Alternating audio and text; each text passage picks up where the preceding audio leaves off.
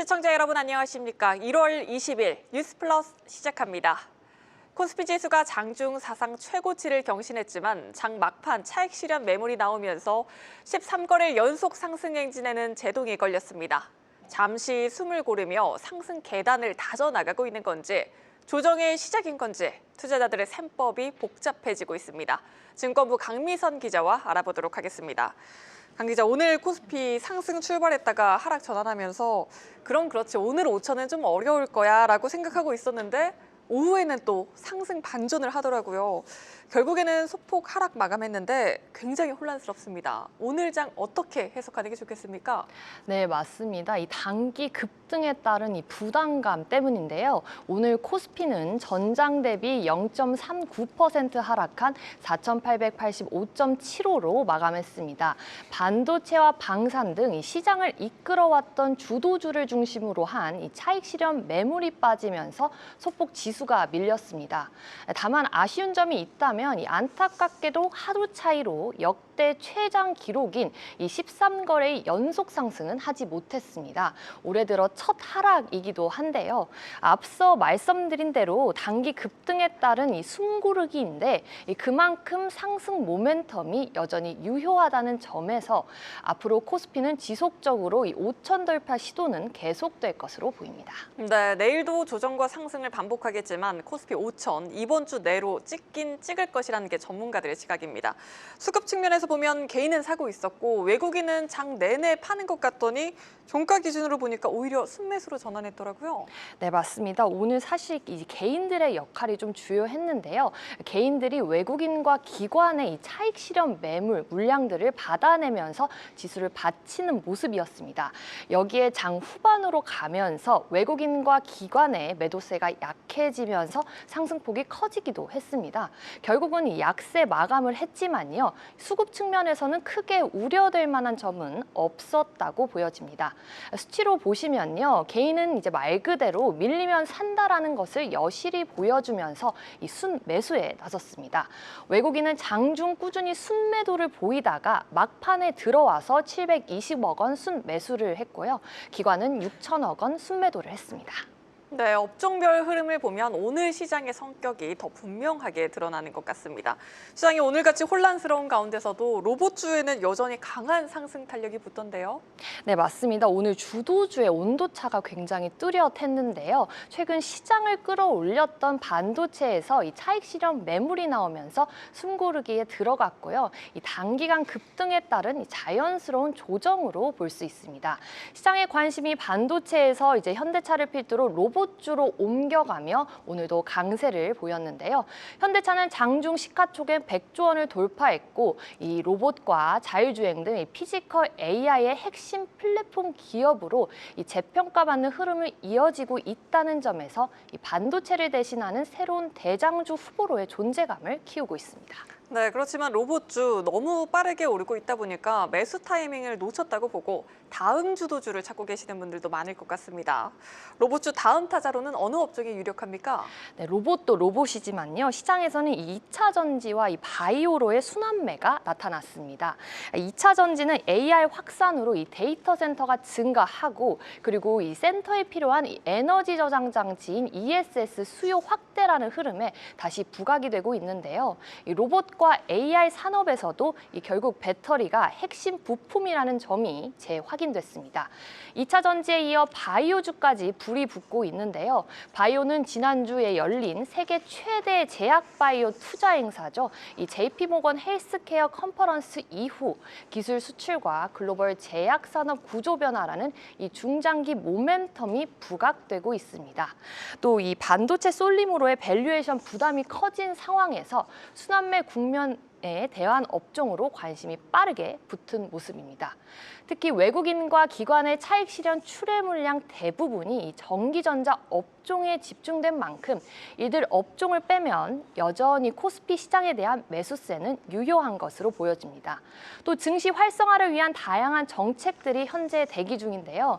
이 서학 개미들을 겨냥한 세제 지원책 등이 구체화되고 있고 또 3차 상법 개정안도 속도를 내면서 정책 기대감은 앞으로 국내 증시의 긍정적인 기대감으로 이어지고 있습니다.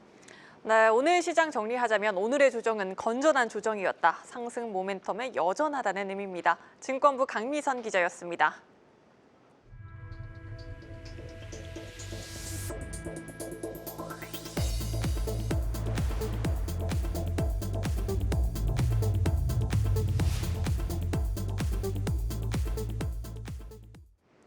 이재명 대통령이 앞으로 추경을 편성할 기회가 있을 수 있다며 추경 예산 편성 가능성을 공식화했습니다. 5번 연속 기준금리가 동결되며 민생 부담이 커지는 가운데 추경을 통해 돌파구를 마련하겠다는 구상입니다. 자세한 내용 청와대 취재기자 연결합니다. 유호성 기자, 이 대통령이 오늘 문화예술 분야를 언급하면서 추경을 공식화했다고요? 네, 이재명 대통령은 이날 청와대에서 열린 국무회의에서 문화체육관광부 장관 보고를 받던 중 앞으로 추경을 할 기회가 있을 수 있다고 말했습니다. 특히 문화예술 분야에 예산 투입이 시급하다며 지원 확대 필요성을 강조했는데요. 이 대통령은 전 세계적으로 K컬처 등 한국 문화가 각광받고 있는데 국내 문화예술 기반이 붕괴되면 큰일 아니냐며 겉은 화려한데 속은 썩어가는 상황일 수 있다고 지적했습니다. 발언 직접 들어보시죠. 앞으로 추경을 할 기회가 있을 수 있는데 통상 있잖아, 그죠? 네. 그때는 문화예술 분야 예산을 잘 검토해 보시죠. 이 대통령이 추경을 공개적으로 언급한 것은 새해 들어 이번이 벌써 2번째입니다. 앞서 이 대통령은 지난 15일 대통령 주재 수석 보좌관 회의에서 문화예술 지원이 부족해서 직접 지원을 늘려야 한다며 추경을 해서라도 문화예술 토대를 건강하게 살려야 한다고 밝힌 바 있습니다. 하지만 재정 건전성과 물가 자극에 대한 우려도 적지 않습니다. 민생 부담은 높아지고 있지만 아직은 추경 요건을 충족한다고 보긴 어렵다는 지적도 있지 않습니까? 네, 국가재정법 89조를 보면 추경을 편성할 수 있는 법적 요건은 크게 3가지로 나뉩니다. 먼저 전쟁이나 대규모 재해가 발생했을 때, 그리고 경기 침체나 대량 실업, 남북관계의 급변 등 대내외 여건에 중대한 변화가 생긴 경우가 이에 해당됩니다. 여기에 더해 새로운 법령 제정이나 개정으로 국가가 반드시 집행해야 하는 지출이 새로 생기거나 늘어나는 경우에도 추경 편성이 가능하도록 규정하고 있습니다. 민생 부담이 높아지고 있긴 하지만 경기 하강 국면에서 경기 부양을 위해 추경 카드를 꺼내는 것이 적절한지를 두고는 늘 쟁점이 됩니다. 또 추경으로 재정 지출이 늘어날 경우 수요가 살아나며 물가를 자극할 우려도 커집니다. 특히 기준금리가 연 2.5%에서 5번 연속 동결된 상황이라 큰 폭의 추경이 집행되면 물가와 기대 인플레이션이 자극돼 금리 인하가 더 늦어지는 것 아니냐는 우려도 나옵니다. 재경부 관계자는 추경에 대한 특별한 움직임은 없다며 그만큼 문화예술 분야 지원이 필요하다는 취지로 받아들이고 있다고 설명했습니다. 지금까지 청와대에서 한국경제TV 유호성입니다. 오늘도 원달러 환율은 4.4원 오르며 1,480원 선에 다다른 모습이었습니다. 고환율에 이어지자 시중은행 달러 예금으로 자금이 몰리고 있습니다. 금융당국은 은행권에 과도한 마케팅 자제를 요청했지만 실제로 환율 안정으로 이어질지는 미지수입니다. 경제부 김예원 기자와 이야기 나눠보도록 하겠습니다. 김 기자, 오늘도 원달러 환율 올랐습니다. 쭉쭉 오르는 환율만큼이나 달러 예금 잔액도 그만큼 늘고 있다고요? 네, 맞습니다. 이 보통 원달러 환율이 일시적으로 하락할 때 저가 매수 수요가 유입되면서 달러 예금 잔액이 늘어나는 경향이 있는데요. 올해 들어서는 환율이 우상향 흐름을 보이는 상황에서도 달러 예금 잔액이 꾸준히 증가하고 있습니다. 어제까지 5대 시중은행의 달러 예금 잔액을 취합해 봤는데요. 보시는 것처럼 달러 예금 잔액이 지난해 10월부터 12월까지 꾸준히 늘었고요. 새해 들어서도 불과 12영업일 만에 32억 8천만 달러 넘게 증가했습니다. 19일까지 평균 환율이 1,460원인데요. 이를 적용하면 원화로 4조 7,900억 원 가까이 늘어난 셈입니다. 네, 정부의 여러 안정화 대책에도 불구하고 환율이 진정될 거라고 보긴커녕 오히려 개인과 기업들은 환율이 더 오를 거라고 보는 분위기인 거죠? 네, 맞습니다. 이 원달러 환율 추가 상승에 대한 기대감은 여전한 걸로 보이고요. 여기에 달러 자산을 선제적으로 확보하려는 개인과 기업의 수요가 동시에 작용한 것으로 분석됩니다. 특히 수출 대금을 받은 기업들은 해외 투자 확대 등 불확실성에 대비해 외화를 계속 비축하는 흐름을 보이고 있다고 하고요. 이에 어제 금융감독원은 시중은행 외환 대안 담당 임원 11명을 소집해 1시간 넘게 비공개 간담회를 열었습니다. 이 달러 예금 증가세가 원달러 환율에 상승 압력을 주고 있다고 본 건데요. 금감원은 이 자리에서 외화 예금 동향을 점검하고 과도한 마케팅을 자제해달라고 주문하기도 했습니다. 사실 마케팅을 자제한다고 해서 효과가 있을진 모르겠지만 이런 주문에 재빨리 반응한 은행권도 있다고요? 네, 맞습니다. 이 신한은행이 곧바로 환전 이벤트를 내놨는데요. 이달 26일부터 한 달간 이 외화 예금 보유 고객이 달러를 원화로 환전할 경우 횟수 제한 없이 90% 환율 우대를 제공하기로 한 겁니다. 기존에는 고객 등급에 따라 최대 50% 수준이었는데 이를 고객 등급과 무관하게 무제한 90%로 확대한 건데요. 은행 이익을 조금 줄이더라도 환전을 유도하겠다는 방침입니다. 또 이때 환전한 원화를 정기 예금에 예치하면 0.1%포인트 우대 금리를 제공해 유인을 더욱 높이겠다는 계획이고요. 우리은행은 지난 15일부터 해외여행 특화 상품의 금리를 연 1.0%에서 0.1%로 크게 낮췄는데요. 여행객들의 편의를 위해 제공하던 금리 혜택을 줄인 만큼 과도한 달러 예치를 방지할 수 있을 것으로 보입니다. 이 밖에 KB국민은행과 하나은행 등도 관련해 다양한 방안을 검토 중이라고 전했습니다. 네, 정말 말 그대로 작은 이벤트에 불과할 것 같은데요. 계속해서 말씀드리지만 이런 것들이 환율 안정화에 도움이 될 수 있는 겁니까? 네, 보시는 것처럼 현재 마련된 대책들이 모두 개인 고객에 집중돼 있습니다. 하지만 이 달러 예금 잔액의 80% 이상이 기업 고객인데요. 어제 금감원 회의에서도 은행권 대다수가 기업들의 수출 대금 입금과 결제성 자금을 미리 확보하고자 하는 수요를 쉽게 잡기가 어렵다고 토로하기도 했는데요. 이 기업들의 자체적인 결정에 따라 자금이 움직이는 것을 은행이 나서서 유도하기엔 쉽지 않다는 거고요. 또 이미 은행들이 기업 고객에게 다양한 환전 인센티브를 제공하고 있어 추가 유인책을 내놓기도 쉽지 않은 상황입니다. 또 한미 기준금리 차로 인해 달러 정기예금 금리가 원화 정기예금보다 여전히 높은 수준을 유지하고 있습니다. 이에 따라 환차익을 노린 수요가 지속 유입될 수 있다는 분석이고요. 은행들은 당국 요청에 따라 할 수 있는 조치들을 내놓고 있지만 환율 상승에 대한 기대 심리가 이어지는 한 개인과 기업의 달러 매수세를 꺾기는 쉽지 않다는 분석입니다. 네, 여기까지 듣겠습니다. 경제부 김예원 기자였습니다.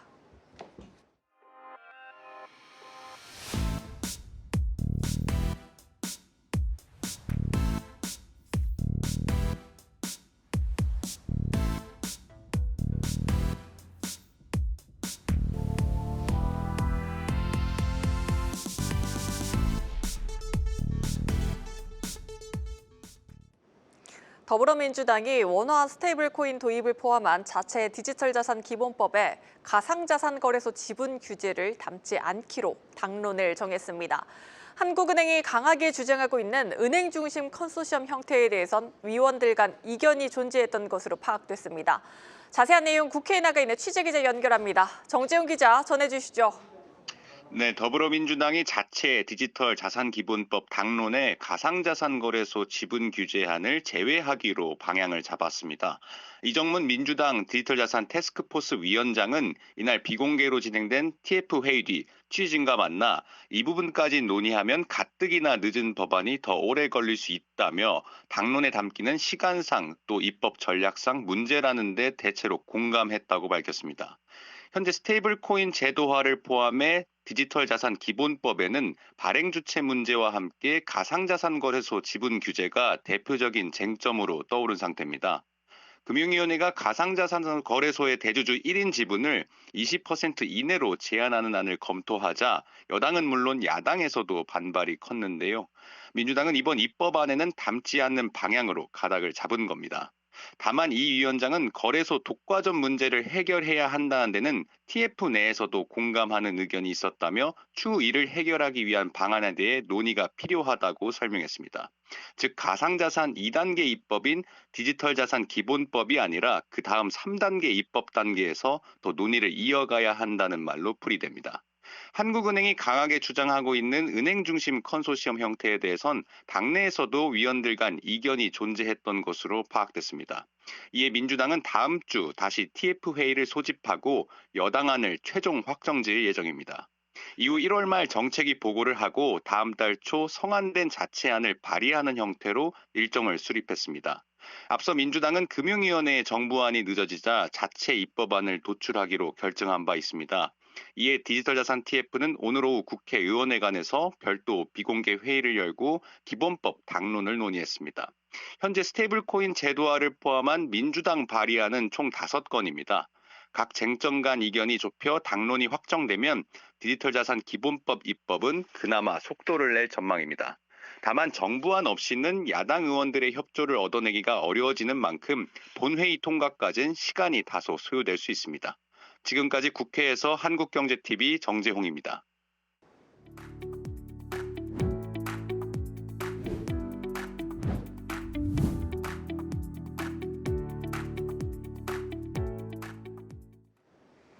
경기도 서남부권의 대표 도시로 부상하고 있는 시흥시가 바이오 산업의 중심 도시로 탈바꿈하고 있습니다. 지난해 105 신도시에 착공한 서울대병원을 중심으로 바이오 기업과 연구기관들이 몰려들고 있습니다. 한창률 기자가 보도합니다. 바이오 특화 단지로 지정된 시흥시가 빠르게 K-바이오 중심 도시로 변하고 있습니다. 지난해 시흥 105 서울대병원 착공과 함께 종근당 바이오 의약품 복합 연구 개발 단지 조성 등 관련 기관들이 시흥으로 몰려왔습니다. 올해 시흥시는 AI 바이오 혁신 클러스터 구축에 속도를 더하겠습니다. 105 경제자유구역 R&D 부지와 시흥 광명 테크노밸리 등의 바이오 선도기업 유치를 위한 노력을 이어가겠습니다. 바이오 인력 양성을 위한 역량 강화에도 집중할 계획입니다. 서울대병원을 중심으로 바이오 생산 공정 전문 인력을 연간 1,500명 이상 양성하고 바이오 특성화 대학원을 통해 맞춤형 교육 과정을 개발하겠다고 밝혔습니다. 여기에 시흥과학고를 서울대와 연계한 기초융합 인재 양성 기관으로 만들겠다고 설명했습니다. 그동안 시흥시 경제를 뒷받침한 제조업의 바이오 업종 전환도 적극 지원하기로 했습니다. 제조업과 바이오 산업이 상생하는 혁신 생태계를 만들겠습니다. 이를 위해 바이오 소부장 산업 육성 전략을 수립하고 지역 산업의 소부장 업종 전환을 적극 지원하겠습니다. 도시의 지속 가능한 발전을 위한 개발 사업에도 속도를 내겠다고 밝혔습니다. 시흥시청 역세권 복합 개발 사업의 속도를 높이고 월곶 역세권은 상반기 중 초광역 바이오 허브 단지 조성을 위한 개발 계획 변경을 완료할 방침입니다. 한국경제TV 한창률입니다.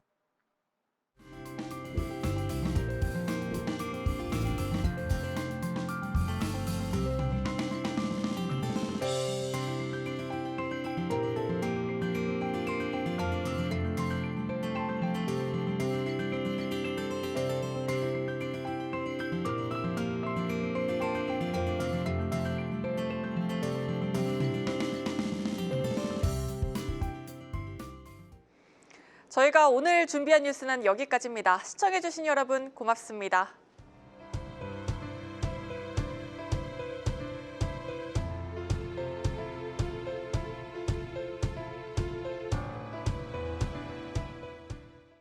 소문은 넘치고 진짜는 드뭅니다. 소음은 요란하고 신호는 희미합니다.